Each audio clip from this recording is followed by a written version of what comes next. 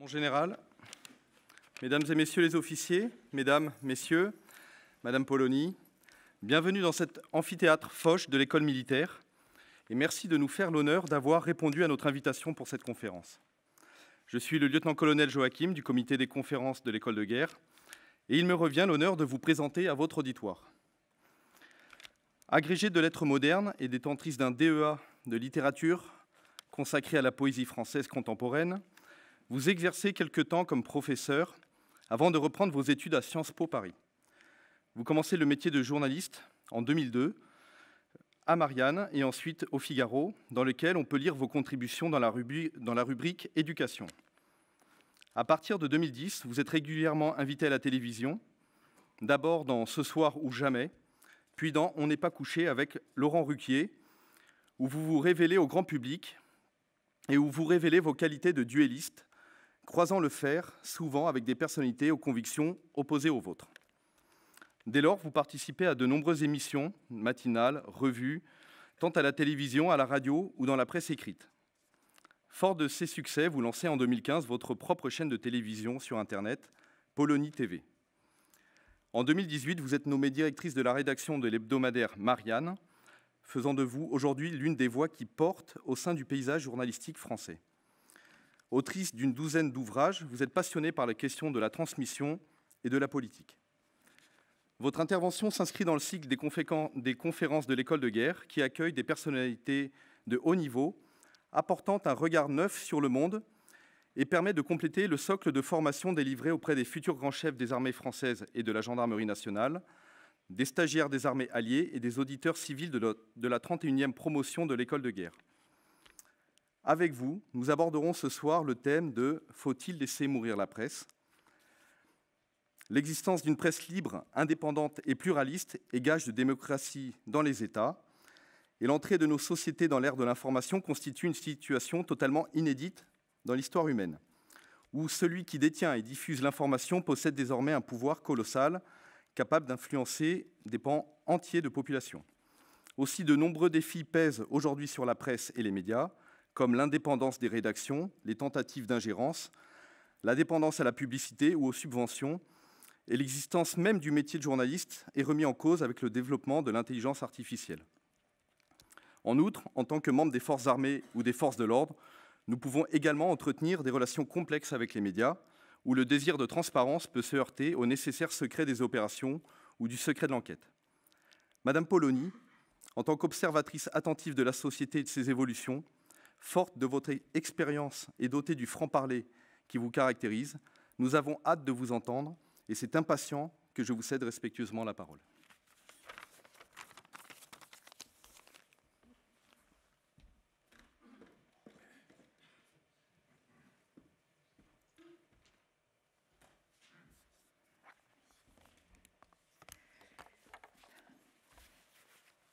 Merci beaucoup.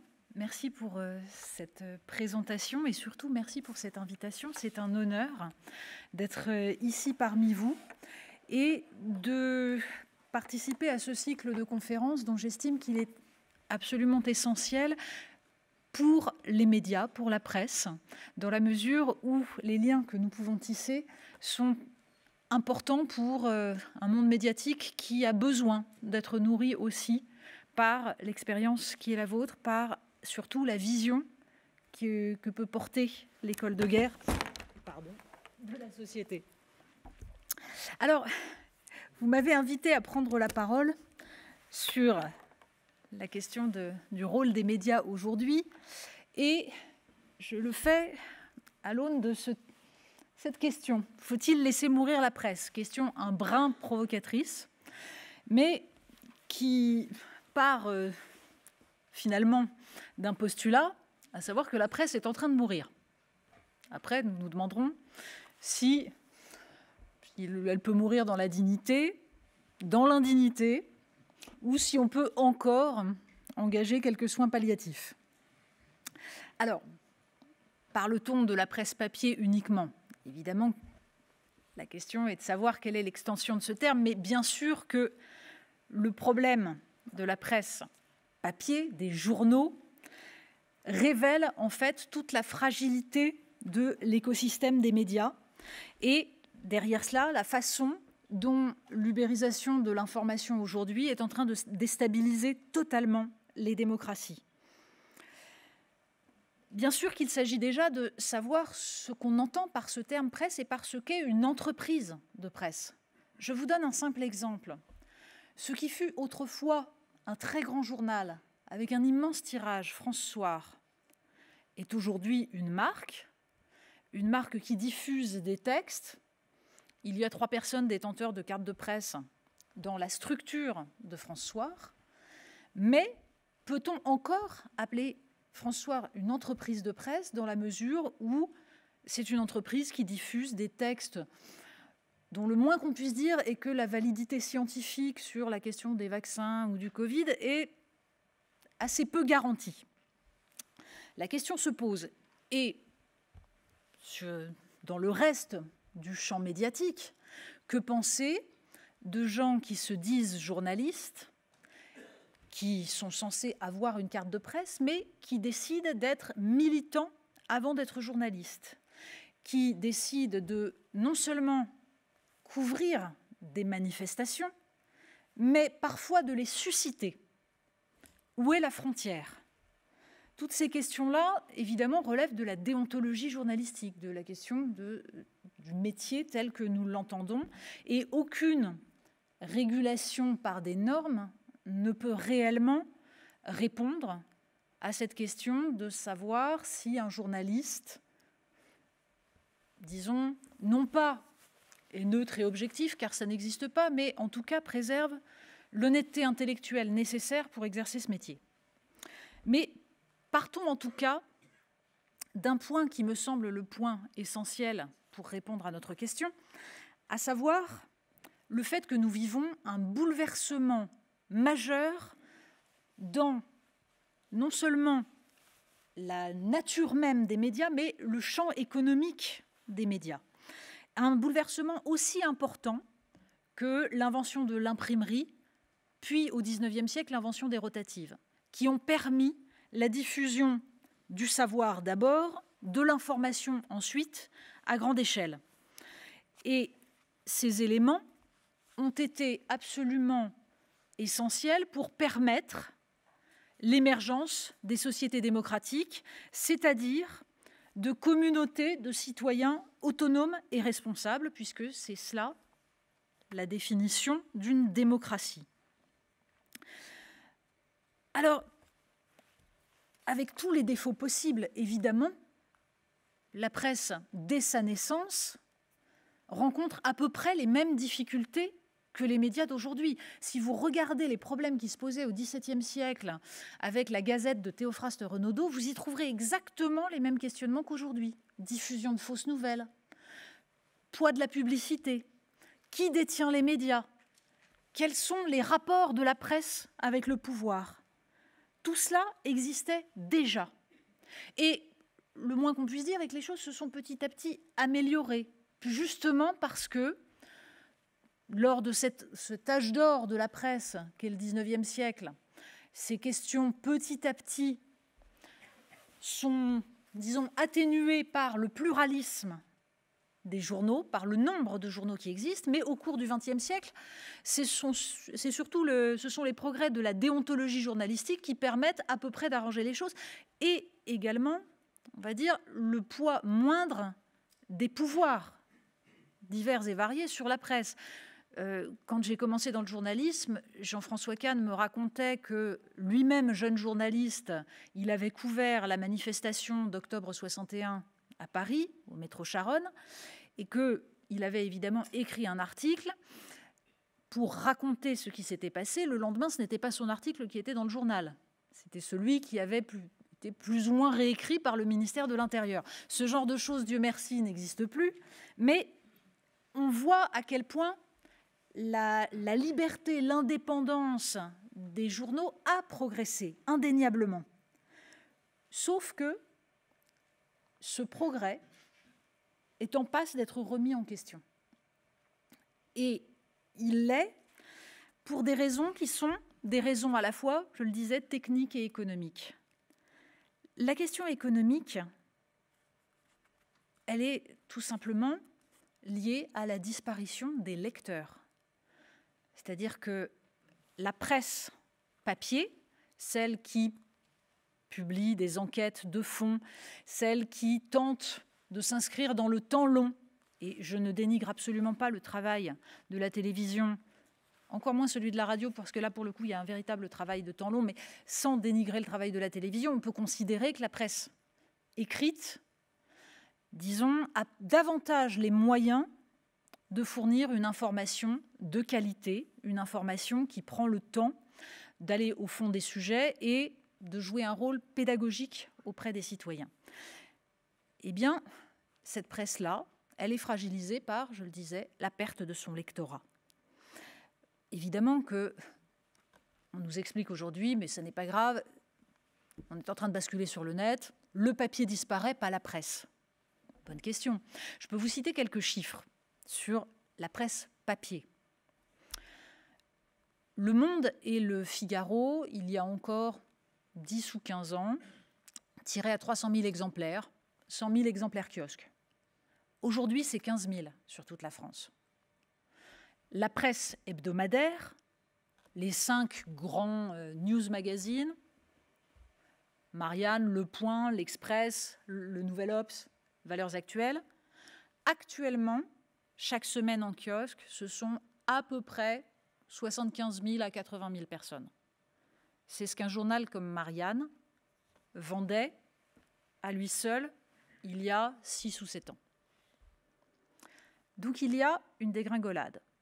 Encore une fois, on peut se rassurer en se disant que tous ces gens lisent les journaux sur Internet. À ceci près que même si les quotidiens arrivent à vendre des abonnements numériques, un journal comme le New York Times, par exemple, qui est censé avoir réussi cette mue, ne vit pas de ces articles. Il vit de la vente d'autres produits. Il vit des recettes de cuisine, des jeux et des événements qui sont organisés par le journal à côté. Mais ce ne sont pas les articles qui sont monétisés. Cette baisse tendancielle du lectorat, donc, fait apparaître une évidence. Il n'y a pas de modèle économique pour l'instant pour des entreprises de presse qui rémunèrent des journalistes pour faire de l'enquête de long terme, du reportage, pour prendre 3 semaines, 1 mois pour creuser un sujet. Pour l'instant, on n'a pas la réponse. Et le mythe de la destruction créatrice schumpeterienne, on aimerait bien que ça marche, mais ça ne marche pas. Alors, évidemment, tout cela est lié aussi à des évolutions techniques. Première évolution technique, la concurrence que font les autres modes d'information. Autres modes d'information qui, peu à peu, ont dicté à la presse leur mode d'action et d'organisation. Et j'y reviendrai, c'est un des éléments essentiels.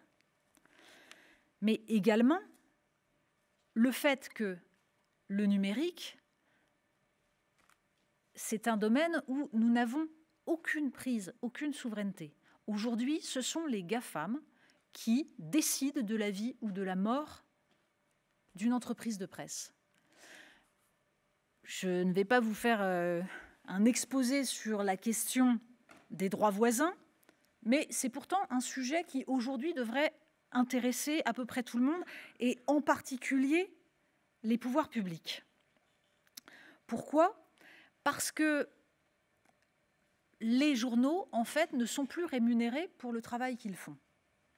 Et c'est ça qui est en train de fragiliser l'ensemble des médias et qui fait que peut-être, dans 5, 10 ans, 15 ans, ce que nous appelons journalistes n'existera plus vraiment. Il y aura des gens de médias, des gens qui seront capables de, on va dire, d'apporter des informations, de les mettre en forme, sous forme de vidéos. Mais la capacité pour un média d'être pluraliste, d'être généraliste, de traiter de tous les sujets, d'aller chercher l'information, de la produire, de la vérifier, tout cela risque de ne plus fonctionner. Alors, que sont les droits voisins ? Les droits voisins, c'est les droits que devraient payer, ce sont des droits qu'on appelle, en fait, c'est droits voisins des droits d'auteur. Ça veut dire quoi ? Ça veut dire que de même qu'un chanteur, un artiste, quand il produit une œuvre, est rémunéré pour cette œuvre, ça a été inventé par Beaumarchais au XVIIIe siècle et ça a permis de faire vivre les artistes. Eh bien, les journalistes, quand ils produisent un article, il faut que leurs médias puissent être payés pour l'utilisation de cet article. Les GAFAM ne payent pas. Pourquoi ? Google, Facebook peuvent mettre sur Internet des extraits d'articles et ne rémunèrent pas. En revanche, ils captent la manne publicitaire. Que fait le droit face à cela ? L'Union européenne a donc créé cette notion de droit voisin que Google contourne. Vous avez peut-être vu cette semaine que Google a été condamné par l'autorité de la concurrence à payer 250 millions pour n'avoir pas respecté son obligation d'accord avec les entreprises de presse et son obligation de transparence. 250 millions, en fait, ce n'est rien par rapport à ce que devrait payer une entreprise comme Google. Donc les journaux sont en train petit à petit de perdre des lecteurs, de perdre la publicité qui leur permettait de vivre et donc d'essayer désespérément de se transformer, d'inventer des nouveaux formats pour essayer de continuer à exister. Et face à cela, à quoi sont-ils confrontés ? Eh bien, aux algorithmes. C'est-à-dire au fait que leurs lecteurs vont évidemment avoir accès à leur contenu, mais par le biais des algorithmes. Or, nous, journalistes, nous ne les maîtrisons pas, ces algorithmes.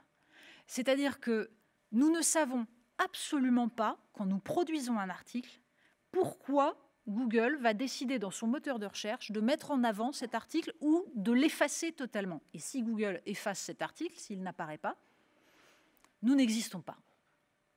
Nous n'accéderons jamais à nos lecteurs. On a beau payer évidemment des spécialistes du référencement, des gens très très savants qui expliquent qu'il faut mettre tel mot dans le titre, tel mot dans le chapeau, etc. En fait, on n'en sait rien. On n'en sait rien, les règles changent tout le temps. Et donc, nous dépendons d'entreprises extérieures sur lesquelles nous n'avons aucune prise. Et sans cela, nous ne pouvons pas vivre de ce travail, d'aller chercher de l'information, de la produire. Voilà. Alors, que font les journaux pour essayer de s'adapter ? Ils essayent petit à petit d'inventer des nouvelles formes qui les rapprochent un petit peu plus des médias audiovisuels, qui les rapprochent de la production de contenu, qui n'est déjà plus tout à fait du journalisme. Donc on va aller tourner des vidéos, on va aller faire des podcasts, on va essayer d'attirer l'œil de l'internaute sur son smartphone. On va essayer de simplifier aussi, parce que de fait, la fatigue cognitive fait que lire un article de plusieurs pages, ça devient épuisant. Donc on va essayer de traduire sous une autre forme. Et on se retrouve dans une spirale où, évidemment, la profondeur de l'information, la capacité à former le citoyen n'est plus la même. Alors, l'autre conséquence de ce phénomène, c'est la concentration des médias. Ils ne peuvent plus vivre de leurs lecteurs, ils ne peuvent plus vivre de la publicité, ils ne peuvent vivre que de l'argent de milliardaires qui les rachètent et qui constituent des groupes de médias avec à la fois journaux, radio, télévision, et avec un phénomène tout à fait nouveau, qui évidemment aujourd'hui est au cœur de l'actualité, le fait que ces groupes de médias se mettent à incarner des pans idéologiques spécifiques, ce qui n'était pas le cas. Si on reprend l'histoire de la presse, jusque dans les années 80, ce sont quand même des patrons de presse qui possèdent les médias. Ce sont des milliardaires. Robert Hersan, c'est certes un milliardaire, mais c'est surtout un homme de presse. C'est son métier. Aujourd'hui, ce sont des grands groupes industriels qui possèdent les médias. Ça change quoi ? Quand vous avez un actionnaire qui a besoin de contrats avec l'État, contrats d'armement, contrats d'énergie, la liberté des journalistes d'écrire sur ces questions spécifiques que sont l'armement ou l'énergie, mais même sur la politique menée par le gouvernement avec lequel l'actionnaire a besoin de signer des contrats, ça devient beaucoup plus compliqué. Alors évidemment, on invente des chartes qui vont permettre de garantir l'indépendance des médias. En fait, on comprend très bien que la pression qui s'exerce sur les journaux est évidemment importante, et pire que cela, ce n'est pas une pression directe, c'est l'autocensure des journalistes eux-mêmes qui se demandent s'ils peuvent réellement traiter tel sujet dans la mesure où ça va toucher aux intérêts de leur actionnaire.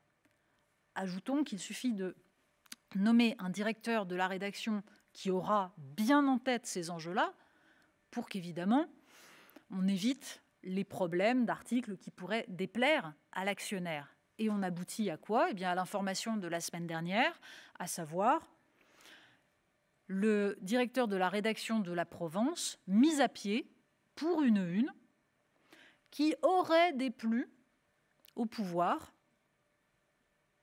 Une une totalement absurde. Je vous résume l'histoire pour ceux qui ne l'auraient pas bien en tête. Emmanuel Macron fait un déplacement à Marseille, opération Place Net XXL, pour montrer la lutte contre les narcotrafiquants. Grande opération de communication, mais aussi action sur le terrain, bien sûr. Mais le journal La Provence, qui est sur place et qui a été racheté il y a quelque temps par Rodolphe Saadé, donc à la tête de CMA-CGM, qui est en train de constituer un groupe de presse extrêmement important, un groupe de médias, et qui vient de racheter RMC et BFM TV. Donc La Provence titre sur le verbatim d'un habitant qui dit lui il est reparti et nous restons là. Visiblement la une a déplu, même pas au pouvoir, même pas à l'Élysée, sans doute à quelques députés macronistes qui passaient par là, et le directeur de la rédaction est mis à pied. Grève de tous les journalistes, il a été réintégré. Enfin, cela nous montre ce que signifie le fait d'appartenir à un actionnaire qui a des intérêts, qui a évidemment des choix idéologiques. Alors, quelles conséquences tout cela peut-il avoir? D'abord, le fait que la disparition des médias et leur remplacement par des algorithmes qui produisent non seulement de l'information mais de la désinformation, ça a une conséquence sur l'état du corps social qu'on ne maîtrise pas encore. Des conséquences sur lesquelles on aura du mal à revenir, quelles que soient les législations qu'on essaye de mettre en place. Je prends un exemple. Je vous parlais de la question des droits voisins. Elle est fondamentale. Les pouvoirs publics n'ont pas encore pris la mesure de cela, mais ils n'ont pas encore pris la mesure de la modification suivante. La modification suivante, quelle est-elle? Ce ne sont même plus les moteurs de recherche, les GAFAM qui posent problème, ce sont les IA génératives. Les IA génératives utilisent les contenus des journaux pour les mêler à leurs réponses. Quand vous interrogez ChatGPT, ChatGPT utilise en fait des articles qui ont été produits, qui sont là sur le net, pour répondre, en y ajoutant des erreurs pour l'instant assez grossières. C'est bien le problème. Mais c'est donc là aussi un pillage de contenu. Comment régule-t-on cela? Le journal Le Monde vient de signer un accord avec ChatGPT. Le journal Le Monde avait déjà signé un accord sur les droits voisins en oubliant ses petits camarades et tous les confrères, et en signant tout seul, en se disant le premier arrivé sera le premier à s'en sortir. Ça se répète sur OpenAI. Donc en gros, à partir de maintenant, OpenAI va mettre entre guillemets les extraits des articles du Monde en précisant que ce sont des extraits des articles du Monde.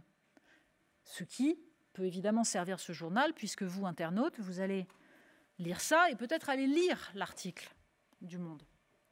Mais évidemment, OpenAI ne signera pas avec tous les journaux. Je le disais, premier arrivé, premier servi. Les autres, en revanche, ne bénéficieront pas de cet accord. Donc, concurrence exacerbée. Mais surtout, dans cet univers-là, la question est de savoir comment on peut avoir des médias capables de vérifier les informations, de produire de l'information de qualité. Et vous comprenez bien que c'est d'autant plus important que nous sommes dans un monde où, évidemment, la génération de fausses informations devient de plus en plus difficile à détecter. Nous, entreprises de médias, nous avons un mal absolument infini à tout simplement sourcer les informations, alors que c'est notre métier. Savoir d'où vient une vidéo sur un champ, notamment sur un champ de guerre, savoir qui l'a produite, de quelle manière, est-ce qu'elle a été modifiée. Ça nécessite un savoir-faire, donc de l'argent. Nous avons besoin, évidemment, d'être capables de faire cela. Si nous ne garantissons pas ça, vous imaginez bien la catastrophe absolue de la diffusion d'informations. Et ce sera encore mieux quand on aura évidemment la diffusion des deepfakes. Alors, est-ce que les médias sont capables de faire ça?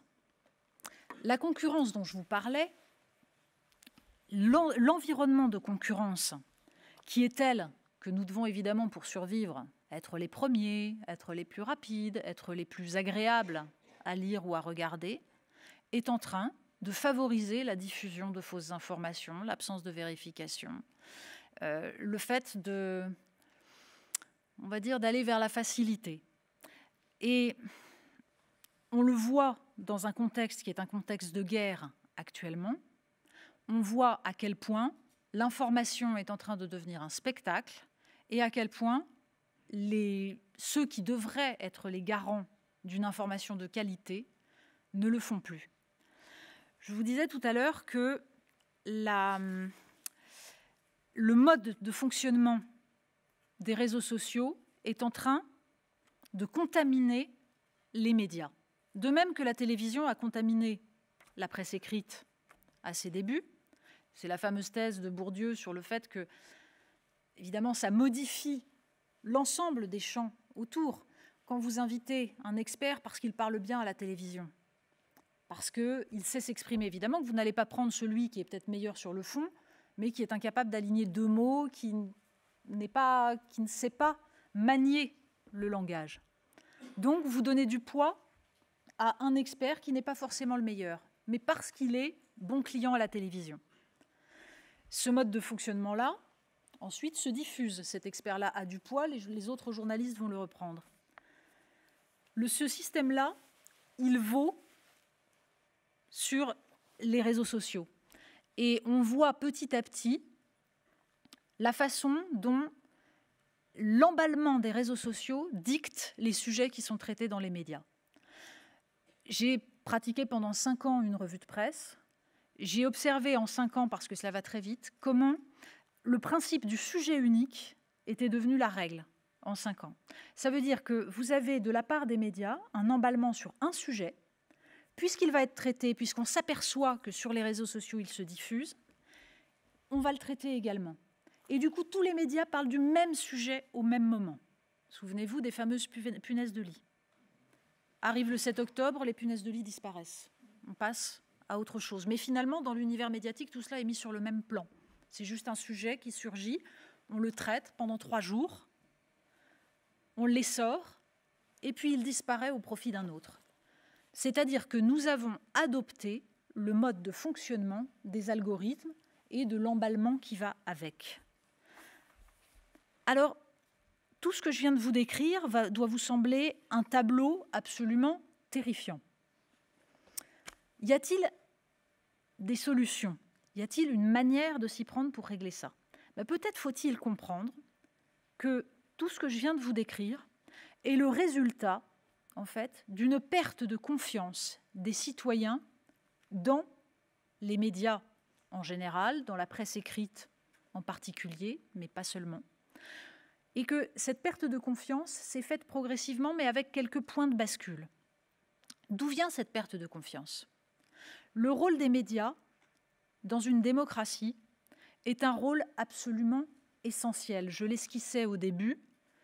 C'est la constitution d'une communauté de citoyens, c'est-à-dire d'individus autonomes et responsables, capables d'exercer leur rôle, donc capables non seulement de connaître le monde dans lequel ils évoluent, d'en comprendre les implications et d'opérer des choix, non seulement de voter, mais d'arbitrer, de savoir s'il faut croire tel expert ou tel autre sur tel sujet.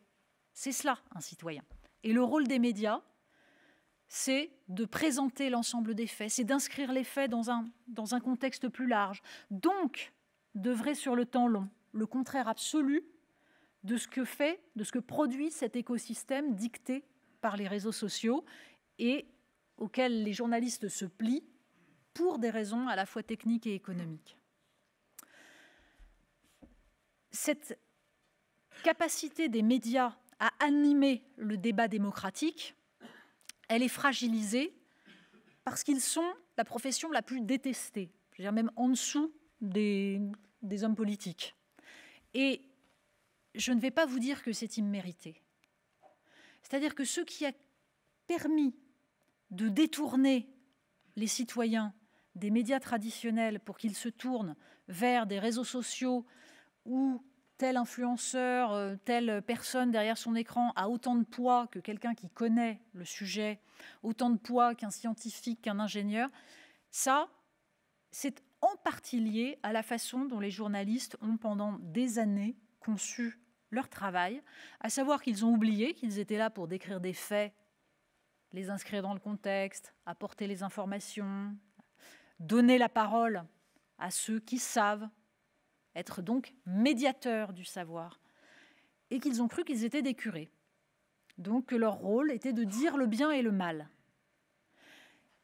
Ils sont apparus aux yeux de nombre de citoyens comme des censeurs, comme les meilleurs garants d'un système qui peu à peu se détournait de la volonté du peuple pour défendre des intérêts économiques. Et les citoyens ont eu peu à peu l'impression qu'il y avait des sujets interdits, des sujets qu'on ne traitait pas. Tout simplement, j'ai pour ma part commencé dans le journalisme sur les questions d'éducation, ça a été dit tout à l'heure. Quand j'ai commencé à travailler en 2002 sur les questions d'éducation, eh bien, ça ne se faisait pas de dire que le niveau baissait dans l'école française. Les journalistes considéraient qu'il fallait s'informer auprès de la direction de la prospective et de l'évaluation du ministère de l'Éducation nationale, qui expliquait que le niveau montait. La preuve, on avait doublé le nombre de bacheliers en l'espace de 10 ans. C'était bien la preuve que le niveau montait. Et il était totalement absurde d'aller chercher des informations ailleurs. Je suis allée donner la parole à des associations de professeurs qui faisaient passer des dictées, la même dictée du brevet à 10 ans d'intervalle. Évidemment, les résultats étaient effarants. Mes confrères journalistes m'ont expliqué que je m'adressais à des sources non officielles, à des sources qui n'étaient pas représentatives, et que donc il ne fallait pas. Et ce que moi j'ai vécu sur les questions d'éducation, c'était vrai dans les années 2000 sur énormément de sujets. Il y avait des sujets auxquels on ne touchait pas, et pas seulement pour des raisons politiques. Il y avait bien sûr cette immense habitude des journalistes, cette phrase que j'ai entendue dans toutes les rédactions, il ne faut pas parler de ça, ça ferait le jeu de, en général le jeu du Front National, voilà. Donc faire le jeu de. Le rôle d'un journaliste n'est pas de se demander si le réel fait le jeu de, mais de dire le réel, et ce sont les citoyens qui décident ensuite ce qu'ils veulent en penser. Donc je crois que ça, c'est un des éléments absolument essentiels. Pourquoi ? Parce que cette confiance perdue, il va falloir la reconquérir. Et il va falloir la reconquérir dans un moment où nous sommes pris de vitesse par les deepfakes, par les fausses informations, par les manipulations, par les algorithmes. Donc il est peut-être un petit peu tard pour essayer de renouer cette confiance en une information fiable. Nous avons nourri le complotisme. Je le disais, les pires informations, les pires stupidités peuvent apparaître sur les réseaux sociaux. On l'a vu évidemment au moment du Covid, on le voit là, au moment de n'importe quel événement international majeur, toutes les théories les plus fantaisistes surgissent. Mais la façon dont les médias traditionnels ont traité, par exemple, la question du Covid, a nourri cela. C'est-à-dire qu'à partir du moment où vous avez des journalistes qui considèrent qu'il y a des questions qu'il ne faut pas se poser, par exemple, comment est né le Covid? D'où surgit-il? Souvenez-vous, c'était le pangolin. Bon.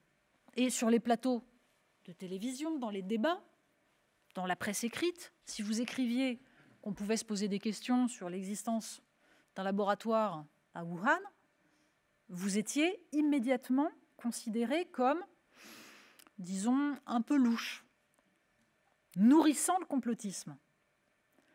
Moralité, on a vu apparaître sur les réseaux sociaux, dans des officines comme France Soir que je citais tout à l'heure, des gens qui se sont appuyés là-dessus pour raconter véritablement n'importe quoi. Jusqu'au moment où un rapport des services américains a dit que peut-être on pouvait se poser la question de, éventuellement, un virus échappé de ce laboratoire. Et là, c'est devenu autorisé sur les plateaux de télévision. Vous voyez, cette mécanique est éminemment perverse. Et les journalistes sont à peu près, ne sont pas pires que le reste de la population. Il y a la même proportion de lâches, de gens qui n'ont pas envie de se donner trop de mal. C'est la même proportion qu'ailleurs, mais ça a des conséquences. Et ces conséquences, c'est le fait que l'information, eh bien, les citoyens vont aller la chercher ailleurs. Donc, le mariage entre des techniques qui sont en train de fragiliser la capacité même à produire de l'information, une économie qui s'effondre et des citoyens qui ne croient plus en les médias, est en train de fracturer la société et de faire advenir ces fameuses vérités alternatives qu'on a vues aux États-Unis et qui sont déjà en France. Je vous renvoie par exemple à la façon dont Jean-Luc Mélenchon et les Insoumis ont traité la manifestation contre l'antisémitisme, en expliquant sur les réseaux sociaux à leur communauté que cette manifestation était une manifestation islamophobe, qu'il y avait eu des propos islamophobes tenus, etc. Ça s'appelle une vérité alternative, parce qu'ils ont créé un réel, un monde dans lequel le sens de cette manifestation était celui-là. C'est une méthode à la Trump. Et cela, c'est en train de se propager. Pourquoi? Parce que les médias, sous la pression économique, sont en train de modifier leur nature et d'essayer de cultiver des communautés. Et, chose beaucoup plus grave, que des journaux fassent cela, que des journaux aient un public et donnent à ce public ce qu'il veut lire, c'est déjà problématique. Mais quand ce sont des chaînes d'information qui font cela, quand vous avez des chaînes de télévision qui sont censées être des chaînes d'information continue, qui choisissent de devenir des médias d'opinion qui vont s'adresser à une partie de l'opinion, alors vous fracturez totalement la société. Et vous habituez les citoyens à ne plus supporter des informations qui ne vont pas dans le sens de ce qu'ils croient déjà. Or, le rôle d'un média, c'est justement, je le disais, de nourrir ce débat démocratique en chacun de nous, pas seulement entre les individus, mais d'être capable de faire entendre à un citoyen ce qu'il ne veut pas entendre, de lui faire voir ce qu'il ne veut pas voir, de le bousculer dans ses convictions et de l'habituer à cet exercice de la raison qui est tout simplement d'observer le réel et de s'appuyer sur un réel que nous partageons pour ensuite arbitrer et décider du bien commun. C'est cela le rôle démocratique des médias, c'est cela qui est en danger aujourd'hui. Alors la constitution de ces grands groupes qui vont parler à une part de l'opinion, nous le voyons sous nos yeux aujourd'hui. Je vous ai évoqué le groupe Bolloré, le groupe de Rodolphe Saadé, qui s'adresse à des pans différents de l'opinion française. Comment lutter contre cela? On n'a pas la réponse. Certains disent qu'il faut réguler, donc on va réguler le pluralisme. C'est la décision récente du Conseil d'État qui demande à l'Arcom, l'autorité de régulation de l'audiovisuel, de comptabiliser non seulement le temps de parole des politiques, mais le temps de parole des invités, des experts, des éditorialistes, en disant on va les classer par courant politique et on va garantir le pluralisme. Et là, on entre dans quelque chose de kafkaïen. C'est-à-dire que vous avez des gens qui vont être chargés de regarder si tel ou tel éditorialiste représente tel ou tel courant de pensée, dans quelle case on le met, dans quelle petite boîte. Je pense que c'est la plus mauvaise réponse à une question qui est une question en effet essentielle, mais qui est une question à laquelle on ne répond pas par plus de régulation, mais par plus d'éducation. L'enjeu, c'est, dès le plus jeune âge, de fournir les anticorps contre non seulement les fausses informations, ça les professeurs essayent de le faire, c'est l'obsession actuelle de l'éducation nationale, comment lutter contre les fausses informations. Mais la question, c'est surtout comment habituer les individus à sortir des pulsions pour aller chercher du raisonnement, de la logique, de la rigueur et donc de l'information. Et ça, c'est beaucoup plus difficile. Et ça nécessite que l'école, justement, forme à la logique et à la rigueur. Sans un peuple éclairé, la démocratie, c'est la tyrannie des imbéciles. Mais là, nous sommes en train d'avoir une tyrannie des imbéciles manipulée. C'est encore plus dangereux. Et ça risque de nous exploser à la figure très rapidement parce que, de fait, les quelques-uns qui devraient, par leur métier, lutter contre cela, à savoir les journalistes, ne seront peut-être plus là dans 5 ou 10 ans. Et collectivement, les pouvoirs publics, les politiques, mais aussi les citoyens, devraient s'en soucier. Je vous remercie.